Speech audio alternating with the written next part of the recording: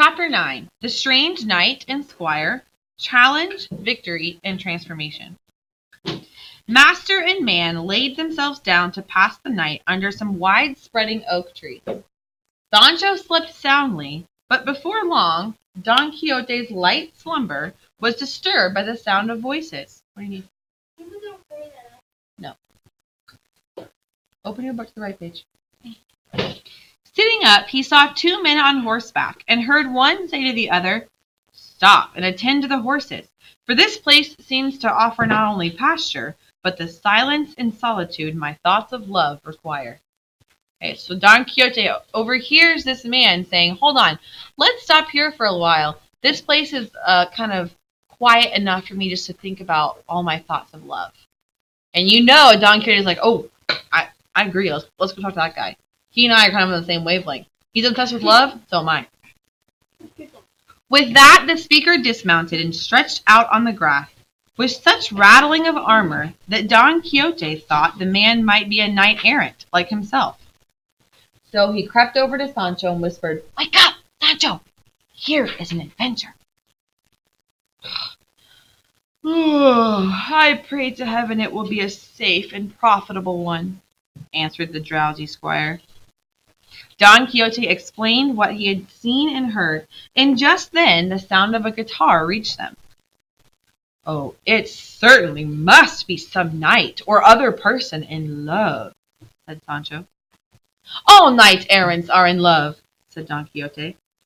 Then this mysterious knight began singing a love song. Not very well, nor was his guitar playing very good. When he finished, he sighed deeply and said, "Oh, most beautiful and cruel of women, my divine Calcadea de Vandalia, is your tormented knight to waste away in wandering and toil? Is it not enough that I have caused your superior beauty to be admitted by all the knights of Navarre, Leon, Castile, and all the knights of La Mancha?" What do you think Don Quixote thought when he said, "all the knights of La Mancha"? He says, "Is it not enough that I have caused your beauty to be admitted by all the knights, including the knights of La Mancha?" And Don Quixote goes, what does he say? Nope. He's like, "Excuse me, I've never admitted how beautiful she is. I'm a knight of La Mancha. You're wrong." "That," said Don Quixote to Sancho, "is not true. For I am a knight of La Mancha, and I have never made such an acknowledgment, nor will I ever make one that's so unfavorable to my lady. He is raving." The strange knight, hearing voices, called out, "Who's there? Are you among the happy or the sad?" "The sad," answered Don Quixote.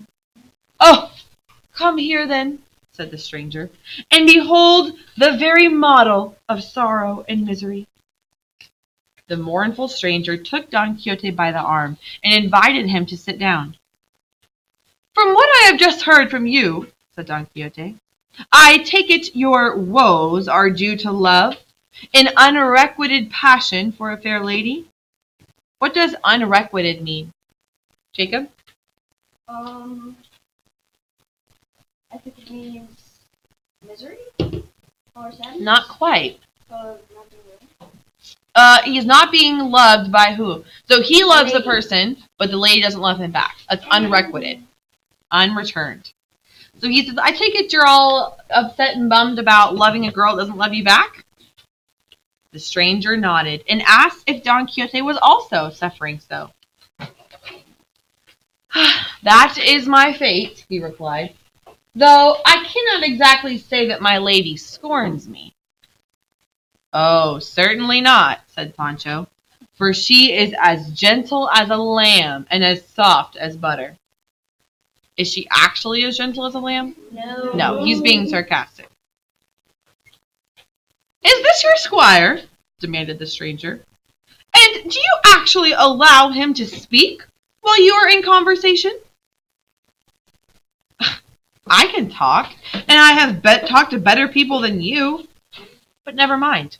The less said, the sooner mended," said Sancho. The stranger's squire now drew Sancho aside, saying, "Come, let's chat together, and let our masters talk as they please about their love problems." So we have one knight and his squire talking with Don Quixote and Sancho. So the other squire says, "Hey, let's you and I, us squires, let's go talk somewhere else. We'll let our masters talk about their love for a while." And away they went to discuss the hardships that squires put up with. "Ugh, the hope of reward," said the stranger squire, "makes up for a lot. It is a poor knight errant who cannot bestow an earldom or government on his squire." "Yes," answered Sancho, "my master has promised me the governorship of an island." "Oh, mine is offering me a fat canonry." What is a canonry? Manuel?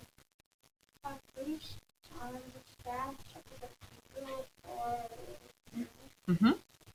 "Ah, then your master must be a knight of the church in some sort," said Sancho. "Mine was advised to be an archbishop, but he would be nothing less than an emperor. I am always afraid he will turn to the church and leave me in the lurch, for I have no learning that way." He's like, I couldn't really serve him in the church. I don't really know what to do in the church. "You may find," said the other, "that island government is actually more trouble than profit." He's like, you might find it's a little harder than you think. "Likely enough, if we were wise men, we would stay at home with our families, instead of tramping around the country. With a mastermind like mine, who is as crazy as he is brave, and even more than that, he's a scoundrel." "Oh, my master is extremely mad," said Sancho, "but he is not a liar. He's as honest and innocent as a babe." Okay, pause.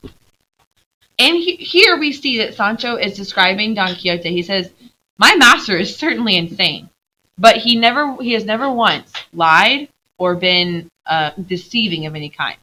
He may say that things are castles that are actually inns, but he really believes they are actually castles." Okay, which kind of makes Don Quixote a little bit more endearing to us, right? Poor guy. He's trying so hard to do the right thing, but he just messes it up. Not because he's trying to be evil, he's trying to be helpful. But the poor guy he's so genuine, he's trying to do everything right, but he just messes it up.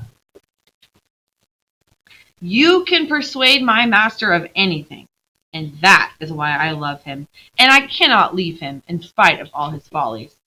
He says, "You know what? My master's actually a pretty good guy. He may be a little crazy, and he certainly gets things wrong sometimes, but overall, he really is trying to help people." "Ah, it's the blind leading the blind," said the other, "and we're all going to end up in a ditch. But all this talking is making me dry or thirsty. I have something in my saddlebag that will moisten our tongues." As he said it, he pulled out a flask of wine and a large rabbit pie, and both men went on eating, drinking, and talking, until at last they fell asleep. Meanwhile, their masters, so this is Don Quixote and the other knight now, spent the time in courteous knightly conversation. "Finally, sir," the other knight was saying, "I fell desperately in love with Calcadea de Vandalia, and she tested my devotion by laying on me such tasks as those imposed on Hercules by his stepmother. One time she ordered me to challenge the famous giant woman of Seville, commonly called La Giralda, who is as stout and strong as brass, and who, without moving from where she is the most changeable and fickle woman in the world." Someone read that description of Hercules, please. Micah, nice and loud. Hercules was the most popular of the ancient heroes. His son Zeus was the foremost of the gods, and his mother was immortal. In his wife Hera, therefore women Hercules, therefore hated Hercules and drove him to fish. While mad, Hercules closed his eyes and showed him. When he recovered his senses, he performed 12 feats, 12 to the face, to atone for all the tasks were thought to be impossible. Among the men was the knight and the king, including the golden apples of which he lifted the world. Good. So the story goes that Hercules went mad and killed a bunch of people. So he had to perform these 12 very difficult jobs, like impossible tasks, basically. And if he could perform all of them, then the gods, or the gods of Zeus, would forgive him. Okay? So the knight is saying, you know what? My girl that I love, Chalcedea, whatever her name is. Sounds like quesadilla. Chalcedea, okay? She is making me do all these crazy hard things to earn her love. Some of them are so hard that even Hercules wouldn't be able to complete them. Okay? So, he says, I came, I saw, I conquered. I made her stay still for a week, even though the wind blew constantly. Next, I was commanded to weigh the great antique bulls of Gisando, a task more fitting for porters than to a knight-errant. Another time, she required me to plunge into the abyss of Cabra and tell her what was there. I have done all these things, and still my hopes are unfulfilled. Her disdain continues, and her tyrannical commands go on. He says, I've done all the things she's asked of me. I challenged La Giralda. I weighed the bulls of Gisando. I dove to the bottom of the abyss of Cabra and told her what was there. All these things that were impossible and could have killed me, I did all of them. And every time she says, nope, you haven't done enough to earn my love yet. So he's sad because he can't seem to win this woman's love no matter what he does. Now she's ordered me to cross all the provinces of Spain and force every knight-errant I meet to confess that she is the best and most beautiful of women, and that I am the bravest and most adoring knight in the world. I have crossed Spain from one end to the other end, and defeated all the knights who dared to oppose me, especially that famous one, Don Quixote de la Mancha, who I compelled to confess that my Chalcedea is more beautiful than his Dulcinea. I consider my conquest of him to be equal to the defeat of all the knights in the world, because he has defeated them all, and I therefore reap all his glory and fame. He's talking to Don Quixote and says, oh, I have beaten every single knight, including that Don Quixote guy they talk about. Beat him too. And Don Quixote's like, actually, I'm Don Quixote. Yeah, someone just posed Sir Knight, said Don Quixote quietly, I say nothing about your other victories. He's like, you may have beaten everybody else, but I do not admit that you have vanquished Don Quixote de la Mancha. You may have overcome someone resembling him, or someone that looked like him, but certainly not the man himself. What? How not the man himself? Exclaimed the Knight of the Wood. I swear to you the contrary. Isn't he tall, with a long, lean face and a hooked nose bent to one side, gray-haired, lanky-limbed, with a heavy, drooping mustache, and he calls himself the Knight of the Sad Face, or the Sorrowful Countenance? Moreover, he has for his squire a peasant by the name of, what's his name? Sancho. And for his horse, he has a steed named Rocinante. And for his lady love, Dulcinea del Toboso, sometimes called Aldonza Lorenzo. And if that is not enough to prove that I'm telling the truth, then here's my sword, which will force belief on the most incredulous. He's like, what? You don't think I defeated Don Quixote? Let me tell you all these facts about him that I would only know if I've actually met him. And he lists everything off correctly. But how did we know that you didn't just read a legend?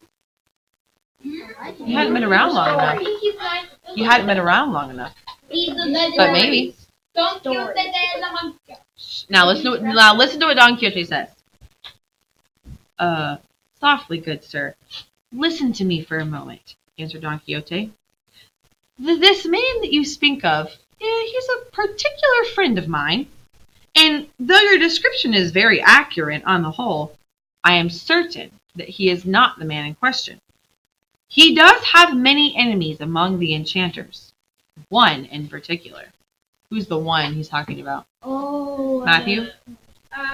What's his name? I don't know what his name is. But he he turned giants into windmills, and he turned the Dulcinea de Toboso into peasant ladies. Yes, but what's his name? Layla?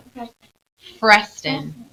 Preston. He has many enemies among the enchanters, one in particular. And one of these may have, impersonated him or like came in his person, looking like him, and allowed himself to be defeated by you in order to damage Don Quixote's reputation.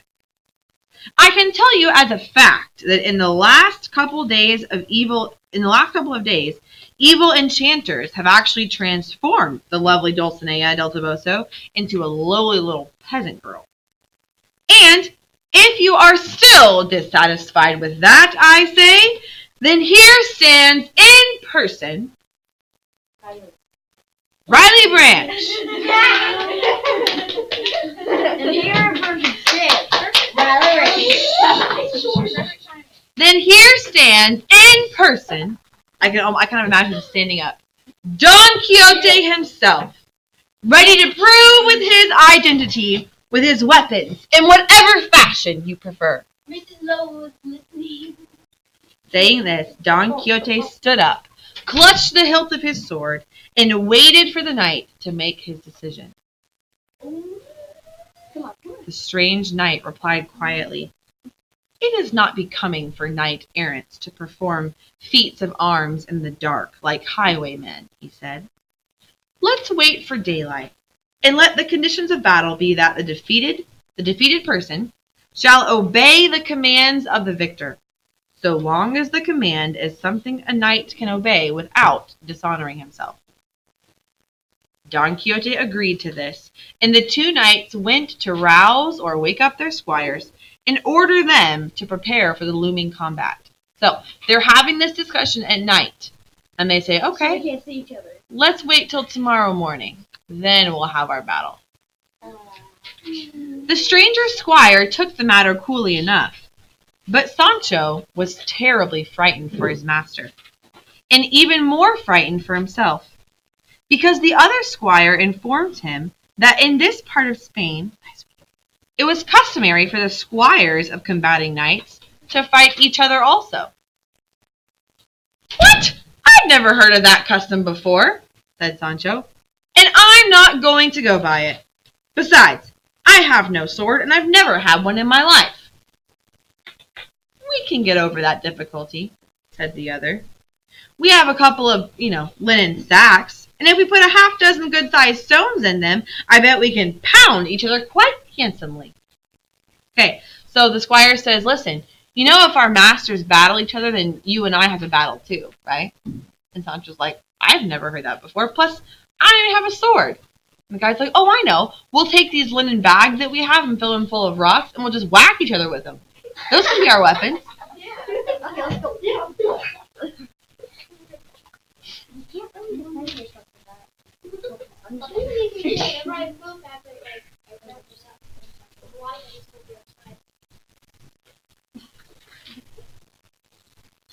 But Sancho still objected, saying it was unchristian for two friends who had just been eating and drinking together to begin knocking each other about when they had no reason to quarrel. "Well, if that's all," said the other squire, "before we get started, I'll just come up and knock you down with a few blows, and that will make you feel mad enough to fight me." "If you try that, I know how to stop you with my cudgel," which is like a big stick that you beat someone with, answered Sancho. "Now, I am a man of peace, but a cornered cat can fight like a lion. God only knows what a cornered man like me might do." "Well," said the other, "let's wait for daylight and see what is going to happen." When day broke at last, and there was enough light to see by, Sancho beheld, to his terror and amazement, that his brother squire had, instead of an ordinary nose, a monstrous snout that looked like the hooked beak of a bird of prey, covered with warts and purple boils, hanging down past his mouth. Sancho, who was trembling from head to foot, made up his mind that he would endure anything rather than fight such a monster. Meanwhile, Don Quixote took the measure of his adversary and saw that his enemy was a sturdy man of middle height, likely to be a strong opponent. His visor was down, so he could not see his face. Over his armor was a tight-fitting gold tunic, decorated with moon-shaped pieces of silver glass. His helmet had a plume of green, yellow, and white feathers. After a brief meeting, the two knights each rode off a short way and prepared to charge at the other. At this very moment, Sancho ran up and clung to his master's stirrup, begging him not to leave him alone with the nose monster. Rather than that, he asked Don Quixote to help lift him up into one of the trees, where he could observe the combat in safety. Don Quixote admitted that nose was a fearful sight, that probably would inspire terror in anyone other than him, of course, and helped his squire get safely seated among the branches. Then he turned to face his enemy. Why does Sancho actually want to be lifted up into the trees? It's not so he can have a better view of the battle. Why does he actually want to get up off the ground? Caleb? He's afraid the nose monster is he doesn't want to have to fight him.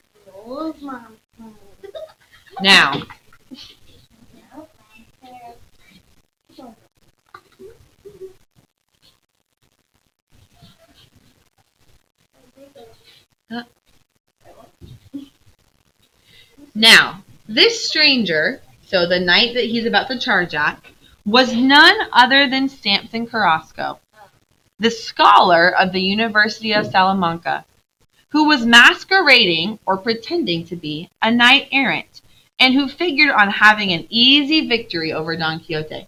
Remember, Samson Carrasco was the friend who had come to help Don Quixote when he was sick and had come back from his second adventure. He was checking on him, helping him, kind of talking with him, almost like the psychologist that was kind of working with him. Okay?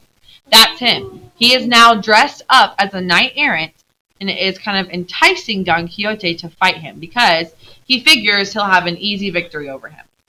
Okay? So he's not a real knight. That's how he knew, all the details about Don Quixote.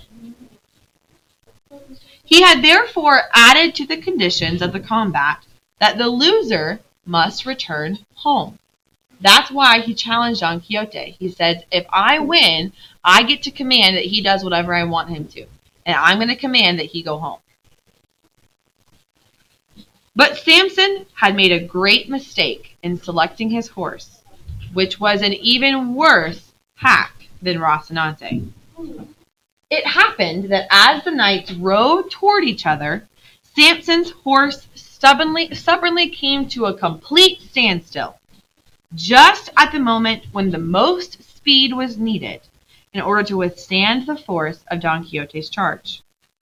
That shock was irresistible to Samson, who flew over his horse's rear and landed heavily on the ground, half stunned. So Samson's plan would have worked, except he picked an awful horse. And right as the two horses were rushing at, like this, they're rushing at each other, okay? Don Quixote's horse continues, Samson stops. Just all of a sudden, okay? And he gets mauled by Don Quixote. Don Quixote promptly jumped from his charger and opened the visor of the fallen man to see if he was still alive. What he saw amazed him, for he saw that it was the familiar face of his friend, Samson Carrasco. "Come here, Sancho," he called. "Behold again what these wizards are capable of doing." Sancho came running up. "Well, my advice is that your worship run your sword through his throat, for by doing so you destroy one of your enemies, the enchanters." "That is so," said Don Quixote, "and the fewer enemies one has, the better." He was drawing his sword as the squire of the fallen knight ran up and called out, "Wait, Don Quixote, take care! This man is your friend, Samson Carrasco, and I am Thomas Cecil." This is the nose monster talking. "I'm Thomas Cecil from your own village, and you know both of us very well." Okay. As Don Quixote is about to kill Samson, the other guy reveals himself. The man who is dressed up like this is his other friend, Thomas Cecil. But he's never seen an act like that. Sancho has no idea either. "Blessed Virgin!" shouted Sancho. "It truly is Thomas Cecil. Wait, where is your nose that you were wearing a little bit ago?" "Oh, here it is," he said, as he drew a cardboard mask from his pocket. "And I'll tell you all about it, but first we have to see that Master Samson is okay." By that time, the Knight of the Mirrors, who is the other guy, that's Samson Carrasco's disguise, had come to his senses, and Don Quixote, with his sword point on Samson's throat, demanded that he admit Dulcinea del Toboso surpassed Castildia de Vandalia in beauty, and go to the city of Toboso to put himself at her disposal, or accept death that instant. The knight answered, you have to imagine, Samson's probably admitting this just so he can kind of like get his life back. The knight answered, okay, I confess that the dirty shoes of Lady Dulcinea del Toboso, even those are better than Calcedea's. And I promise to do all that you command me to do, just please don't kill me. You must also swear that the knight you conquered was not myself, but someone resembling me. And I likewise will say that you are not Samson Carrasco, who you truly do resemble, but you must be someone else. Fine, I swear everything exactly as you wish me to, said Samson. Now, let me see if I can get up. They got Samson on his legs, and his squire helped him to a shady spot where his injuries could be examined, and his bruises tended to. Samson lay there and cursed and moaned and regretted the bad luck that had fallen on his plan to cure Don Quixote of his folly. But now he swore to himself that he would get even with him yet and satisfy his feeling for revenge. Samson's thinking in his head, I came out here to try and help this psychopath, but now I'm going to get him back because he just hurt me real bad. Meanwhile, Don Quixote and Sancho resumed their journey towards Saragossa. The knight, elated, meaning extremely excited over their victory, and the squire in doubt over whether the Knight of the Mirrors and his squire were transformed devils, or really and truly were Samson Carrasco and Thomas Cecil, their old friends and neighbors. So Don Quixote is like, yeah, we won! Sancho's like, wait a second. Were those guys transformed to look like Thomas and Samson? Or were they actually Thomas and Samson? Don't know. Guess we'll have to look at it tomorrow. Wait. She can't. She just did.